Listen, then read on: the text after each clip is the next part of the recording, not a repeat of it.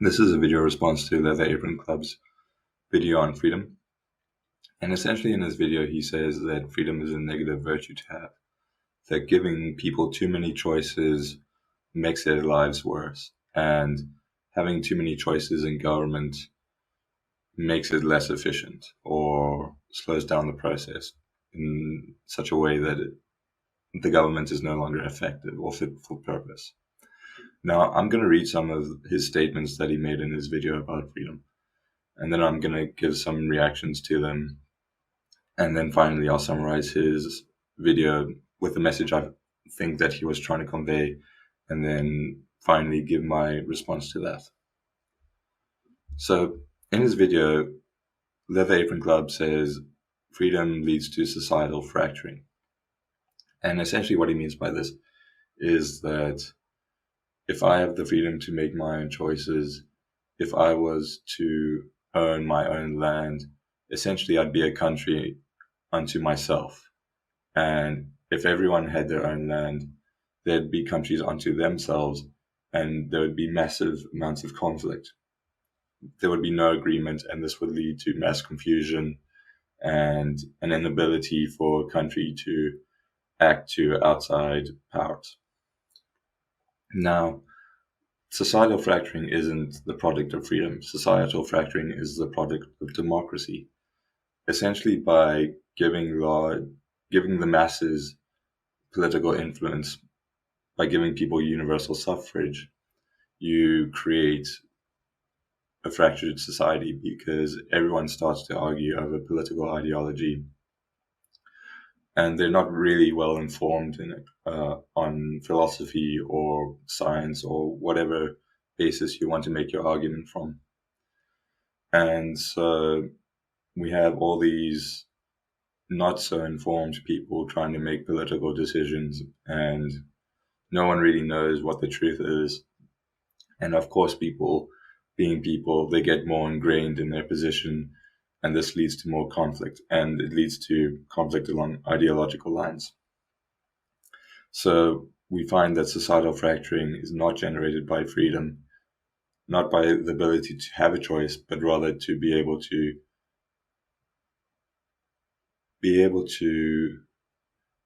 use some sort of political leverage to enforce your choices or beliefs on society.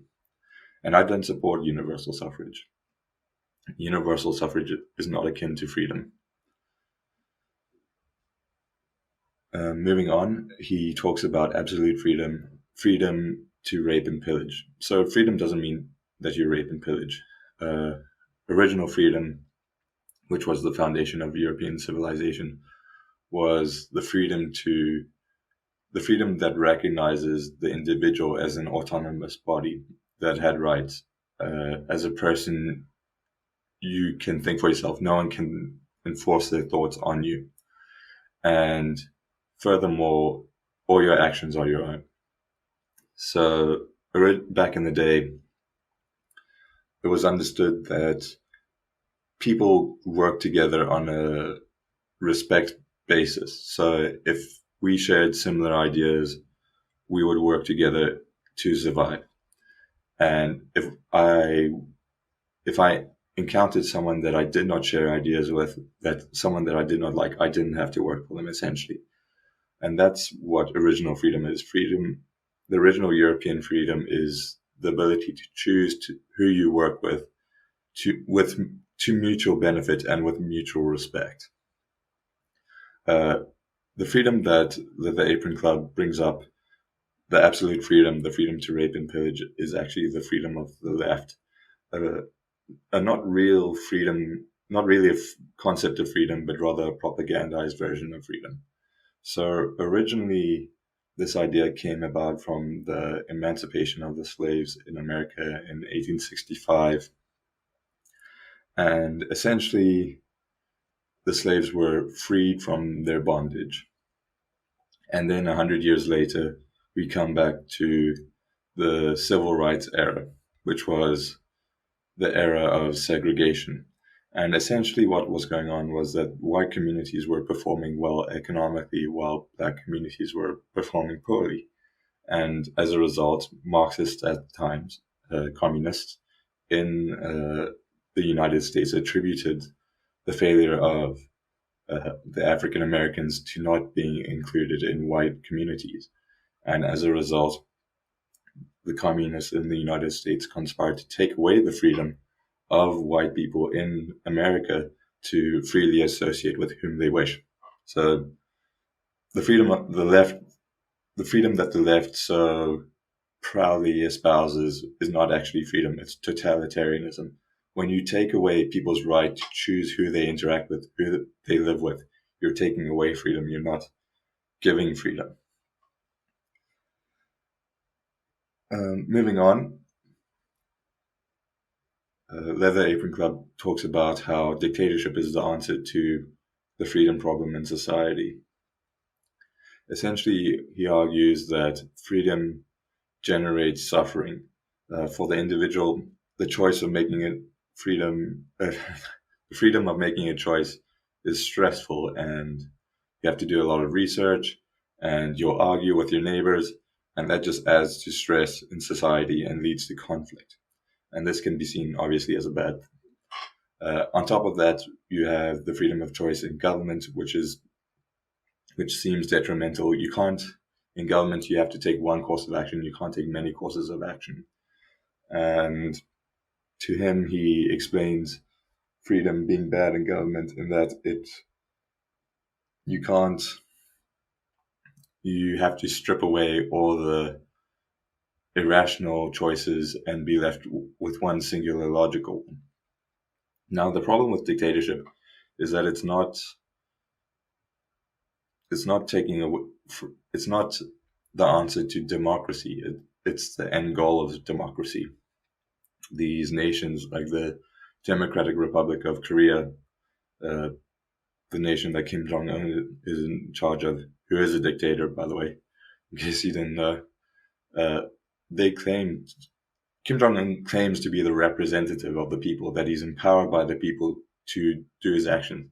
And whilst many people see him as a leader, see him as a god, even overseas, he's not what he appears to be.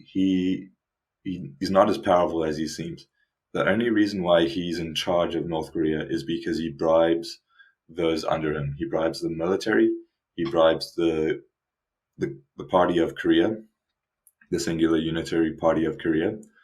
And by bribing those correct officials and correct military personnel, he's able to retain power in Korea. So essentially, he's not the all-powerful leader. He has to justify himself to the party, to the military, yeah. And he's essentially at their mercy until he proves himself no longer profitable, and they'll move on to the next dictator.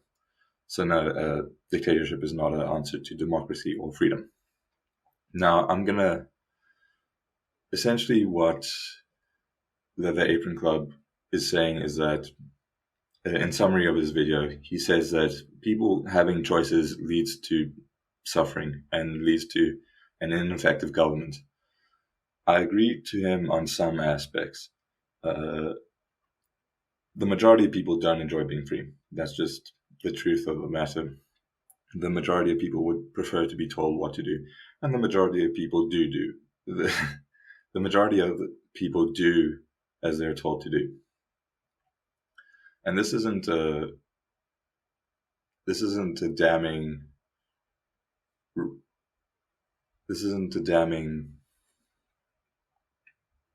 repudiation of freedom. People can have the choice to be free or not to be free. That's also a choice. The truth is that freedom is necessary and important in that it gives us the ability to innovate. It recognizes our ability to have different ideas but still collaborate with each other. And although in democracy you may argue that freedom leads to confusion, I'd say it's more democracy that's responsible for that than freedom is. You can never really silence people's thoughts or people's ideas. the idea that you can just take away their choices and just read off a script and they'll be better off is frankly ridiculous. The true issue with today with regards to freedom is that the governmental system that we employ is not one that is particularly effective, and that's democracy. Democracy is a dictatorship of the majority. And as a result, we need a change in governmental process.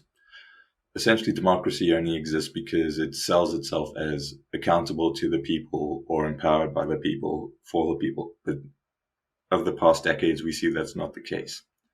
So if I'm not advocating for democracy and I'm not advocating for dictatorship, which system do I prefer? Well, I prefer the system of monarchy, which has been used for thousands of years in Europe and has been very successful. The oldest countries in Europe are monarchies. The United Kingdom, hugely influential across the globe, culturally and spiritually, ideologically. Lots of countries base themselves off the British, and they're a monarchy. The British Kingdom has, well, the British nation has been around for 1,000 years due to monarchy, and it's so stable and so effective that it's really hard to argue against it. On the subject of no universal suffrage, I advocate for a system of a caste system. Essentially, on the bottom you have the majority of people, the people who want to be told what to do, and those are the commoners and the peasants. Essentially, they just work and they get their monetary rewards. And then on top of them, you have the nobles, the people who are wealthy but also culturally aware, and they essentially ensure that everyone follows a set of traditions that have been passed down over generations, societal values that everyone agrees upon, like values like bravery, loyalty, not values like being pro or anti-abortion. And essentially, you have that sort of system in which promotes